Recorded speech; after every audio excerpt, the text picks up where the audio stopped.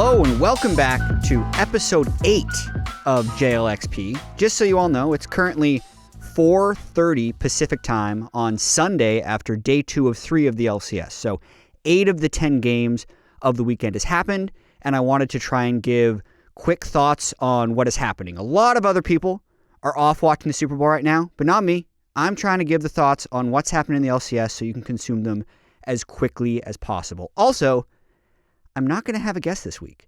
So we're going to see how that goes with just me monologuing for a little bit, but it can give me a time to organize my thoughts a little bit, give my complete opinion on the situation, and maybe move a little bit faster. So I'm trying a lot of different things with the show, whether it's a guest, whether it's a solo, whether it's going to be an early Monday morning episode, which is what this one is going to be.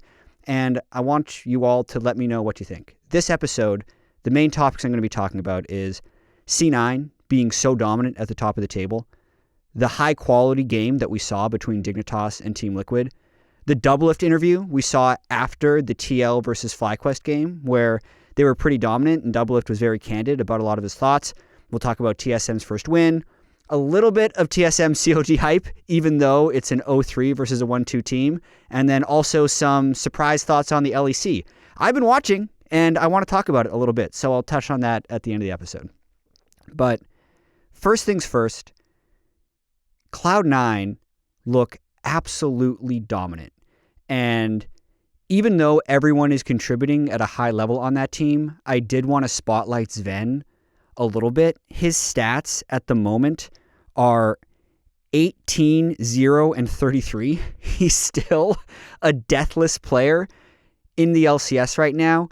Even if he dies once, his KDA will still be 51.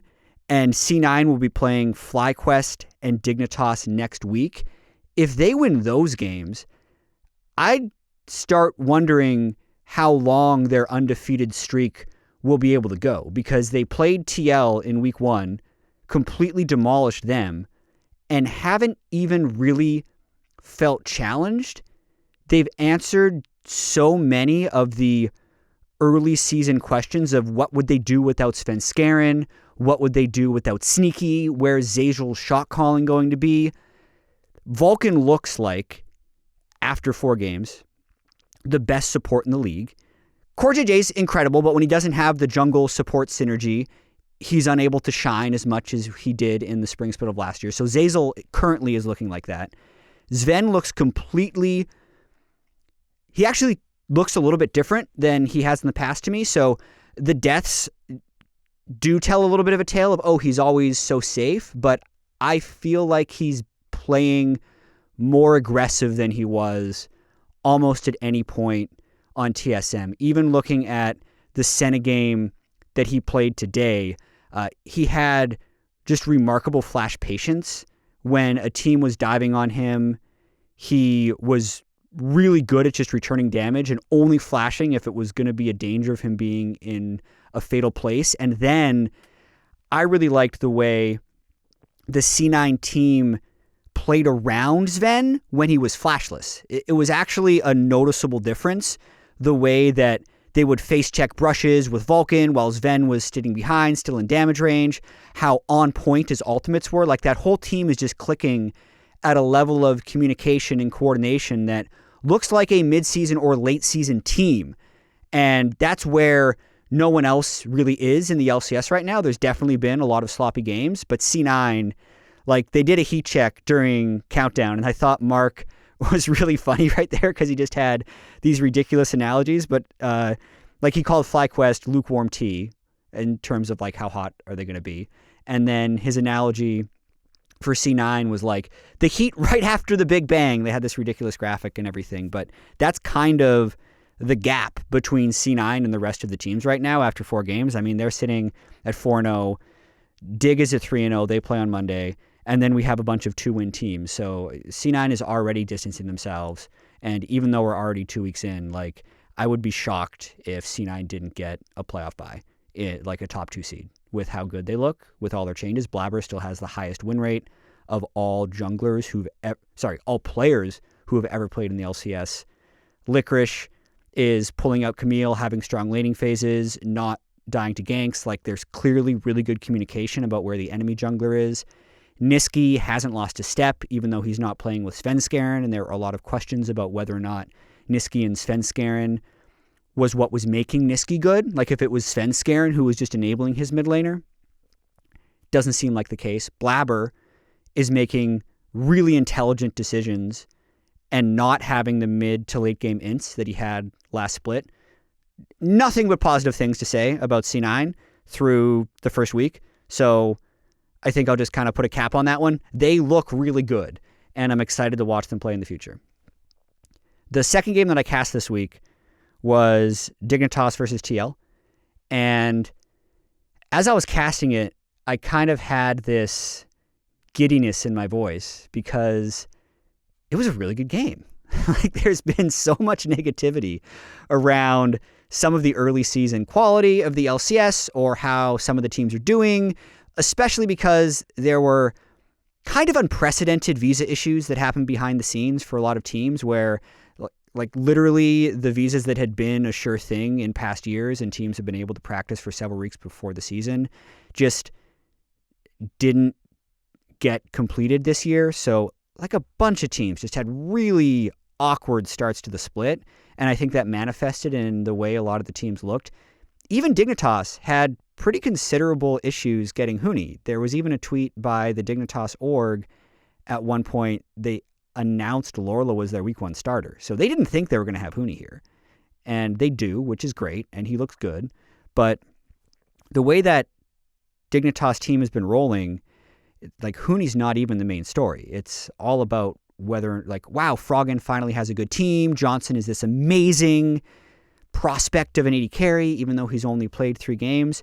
But just zeroing in on that Dig TL game for a moment, the reason that I enjoyed watching that game so much is, aside from like a few somewhat obvious mistakes, like Grig diving the second tier turret in the top lane when they could have just gone and moved back to take Drake, everything looked so clean. Like, Dignitas had really strong macro with the swap that they did up towards the Rift Herald early game, and the way they were trying to just wrangle Jensen down the stretch, even though no champion on the Dignitas team could deal with a Fed rise, and how they were willing to take these calculated risks, like rushing the Baron as a super minion is pushing in bottom lane, finding the right time to all-in initiation, just this really back and forth game where the 2 biggest mistakes I could point out would be Team Liquid not matching the Rift Herald swap at 8 minutes. Doublelift ended up talking about that play specifically, actually, after TL beat FlyQuest today. And then the other big mistake would be Grig diving the turret in bottom lane after they'd basically gotten 2 free turrets with the initial Rift Herald. But aside from that, the rest of the Dignitas team is showing a really high level of coordination. It doesn't currently look like one of those classic Froggen teams where the team has to wait for Froggen to be ready to make a play in order to make that play, and you get into this constant debate of whether or not the team isn't supporting Froggen or Froggen isn't allowing the team to succeed. I've been thinking a lot about this, actually, and there's a decent chance I'll do like a Froggen-specific episode that tries to analyze his past teammates, his history from 2011 when he was the best Anivia player in the world to his 2012 World Semifinal run, all the way through like his move to NA and all that stuff. I think there's tons of interesting stuff to really kind of debate whether or not it was a Froggen problem or a team problem all along. I think it's going to be a mix of both, but I'm interested to dive into that. Johnson is a player who I continue to get excited about, and I can feel there's this community swell of support for him where everyone just really wants him to be good because he is NA talent. He was a relative unknown. While he was technically on an academy roster last split, he only played a handful of games.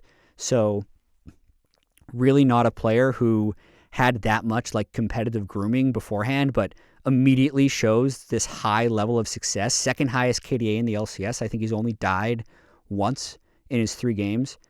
All this could go out the window on Monday night when they do play their next game. But I'm predicting that they will stay undefeated, and Johnson's looking really good. Like, the overall Dignitas hype train, like after their 2-0, and I was kind of saying, hey, this is a top 3 team, maybe even top 2 team. It looks consistent. It looks like they're going to be able to continue on that trajectory, beating a TL team who, even though they're without their jungler, still has a lot of that overall like experience and lane ability and individual talent that make them a pretty difficult team to fight against. And since all the other teams that people kind of had slated in to compete for those top spots, like a TSM who's looked sloppy, or hey, maybe this EG or 100 Thieves roster is going to be really good, those guys are all kind of falling off, and it's Dig who's at the top of that so far. So I pretty clearly put now current power level, C9 way at the top, Dig a hair above TL, and that would be my top 3 right after this week. I don't even really think, barring Dig getting absolutely blasted on Monday Night League, that's the only thing that would change that. Even if they lost, I'd still probably put them in that spot. And to move over across the rift onto TL, them being at 2-2 is something they're obviously not going to be super happy about, but it's way better than being 0-4 since they still don't have Broxah. I think the fact that they have done this well, like to be 2-2 with a jungler who's only been with the team for about a week, is more impressive than a lot of people are realizing, especially with how coordinated that TL team was with Core JJ and xSmithy, and having to try and rebuild that synergy with Shernfire, who, yes, he was a pro jungler in the OPL, just totally new team environment, totally different level. They're basically needing to tell him where to go across the map. And the game they played today against FlyQuest was easily the best TL game we've seen this year. I can't wait for them to get Broxah, but with how they played today, if they don't get Broxah soon, I think they'd still be a playoff team. Because I'm going to talk about Double's interview now, where he did definitely sound a little bit complainy, which is kind of classic Doublelift, but he also wasn't wrong. So I'll try and give a bit of a TLDR of the way I took the interview. He talked a fair bit about how Senna was like the problem for them and how switching to Aphelios was such a big deal. And some people flamed him for like showing Senna's win rate in the LPL and the LEC and saying, oh yeah, it's the champion's problem.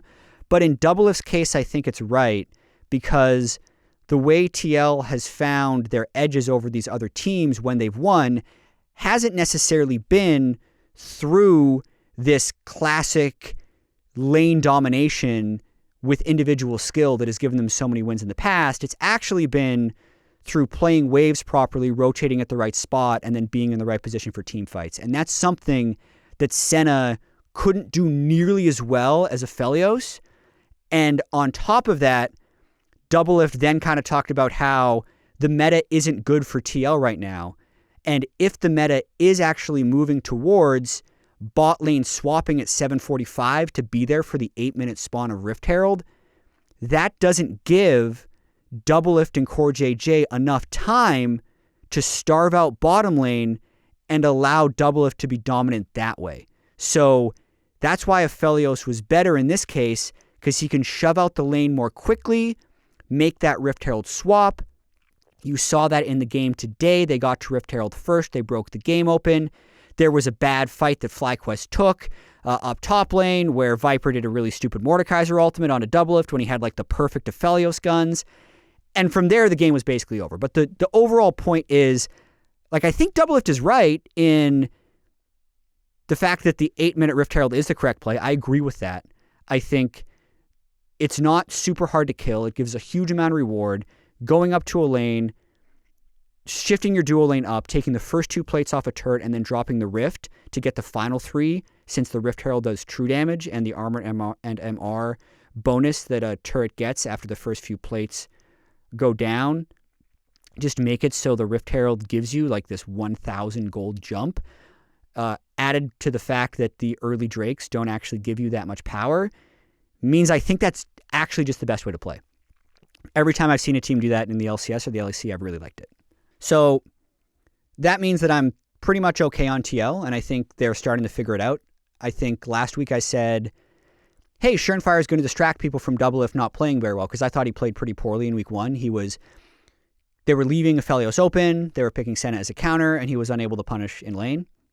He kind of realizes that right now, you still need to be good in lane, don't get me wrong. You still have the ability to punish, you still have the ability to get a few early kills, but in lieu of being able to force that, TL can still win because they have Core JJ and Doublelift making the right calls around the map, and Impact is just this incredible initiation player. And yeah, I think they're going to actually pick up a bunch of wins, whether or not they have Broxa or not.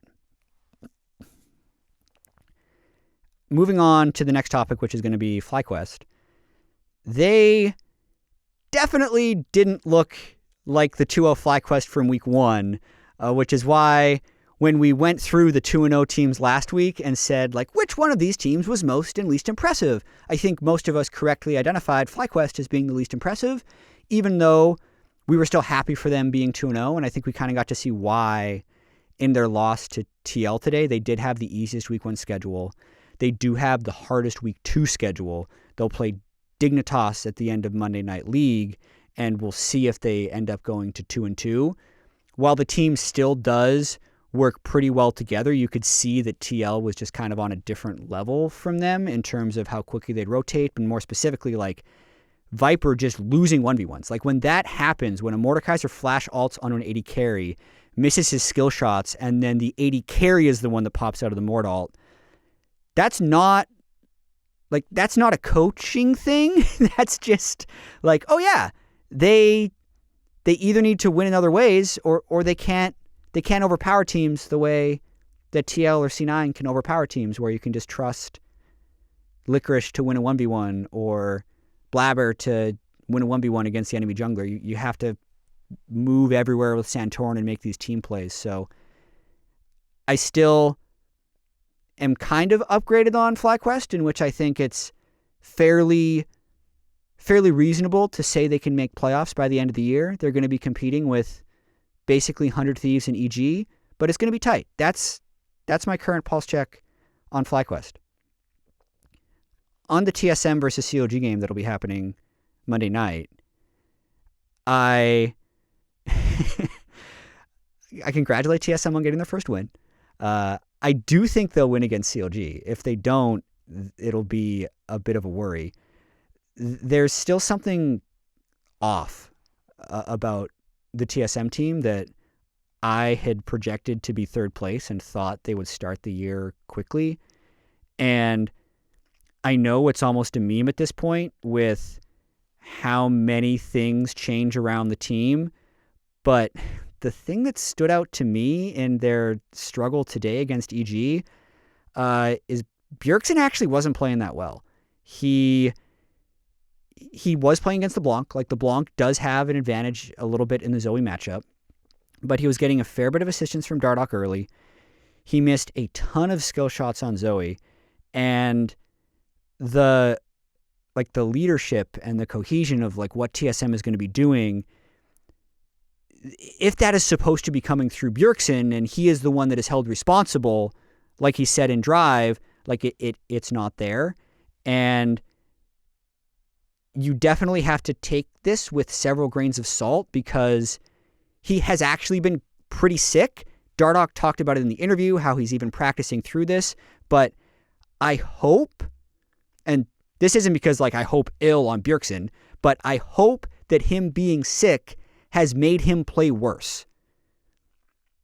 Because if he's performing at his peak or close to peak level while sick, that's a bad sign. Because what he's done so far hasn't necessarily looked great. But with that being said, I think they'll be 2-0 this week because they're playing CLG on Monday Night League, who I have to talk about because I was so disappointed watching their game against 100 Thieves, where the Kale pick into set was so good. The set couldn't actually make his own play happen, yet they just dive 2 people into Someday. Someday makes this great outplay, like pulling Rek'Sai away from the Kayle as he drawn turret aggro, saving himself damage. Like, Someday did everything right in that dive. You can check the highlights. I think it was on Lolly Sports Instagram. It was on Reddit. It was this great play. But that was still 2 people going to him when the Kale's going to outscale the set anyway, and the Rek'Sai can be elsewhere. Like, COG has just consistently made these plays that they don't have to make. They are overpressing so much. When that game with Kayle, Lucian, Aphelios, and then they had Leona Rek'Sai as their jungle support, they could actually just play for late game and play fights at arm's length and wait for set to try to initiate on them and just outscale.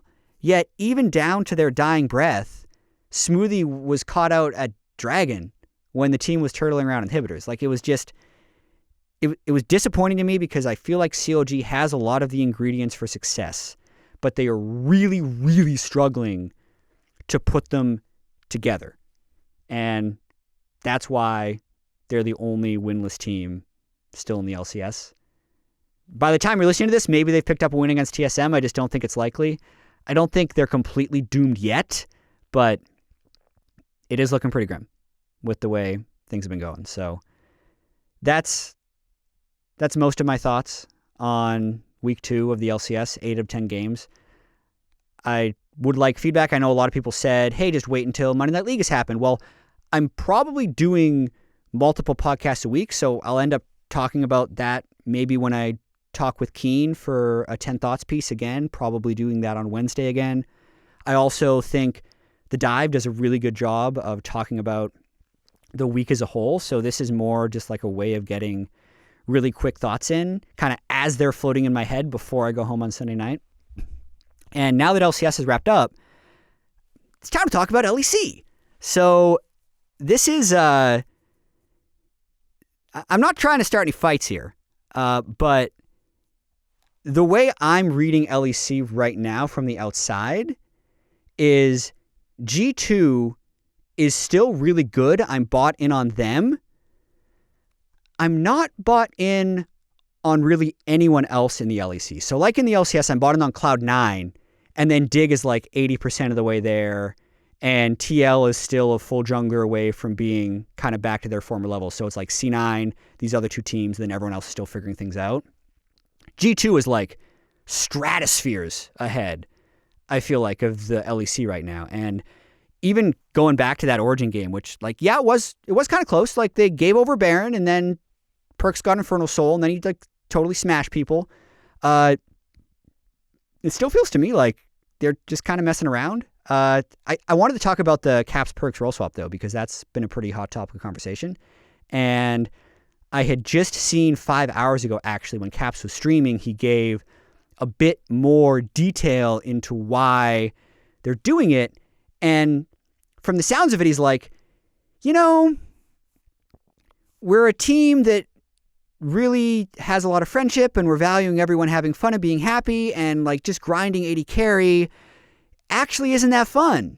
So, you know, Perkz is probably having a lot more fun in mid lane now. So like in that way, that's a little bit different than what my theory was going to be, but I can still kind of work it in to make it a similar point. So like the TLDR of the Caps point there is like both of them prefer mid lane, but they're on the same team. So one of them just has to kind of be 80 carry for a year, which long term wouldn't be great.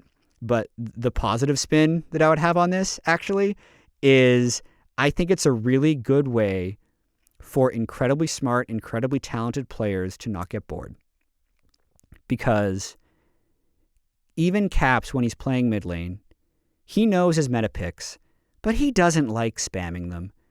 He likes experimenting with Pyke mid way before anyone else is doing Pyke mid, and eventually it just kind of explodes on a global scale. Like, he likes doing the stuff that other players would get reported for, like just playing any champion. So in a way, he just likes constantly testing his limits and experimenting with new things. And I know stylistically that doesn't match up with what an 80 carry position needs to be, but what it does match up with is having to learn new things and learn new champions and learn new play styles.